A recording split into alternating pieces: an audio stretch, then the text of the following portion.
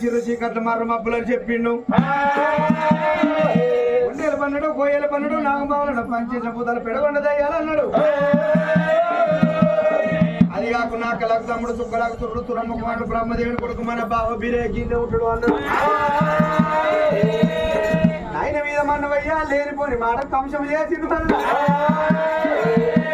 బాప మాట పట్టుకునే బాయి రాక మనం రాకరేపు. బాయి ఎంత చక్కరుంది, బాయి ఎంత సౌరనున్నది. బాయి లోపల నవనందల మీద నాగవడిగల మీద దేవవడిగల దేవపడిగల మీద రాముని పాదాలు కనబడుతున్నాయి. బాయి కాడ చూడు కోతులేమో సుతులు పడుతున్నాయి, కొన్ని గల మధ్యలో కొడుతున్నాయి.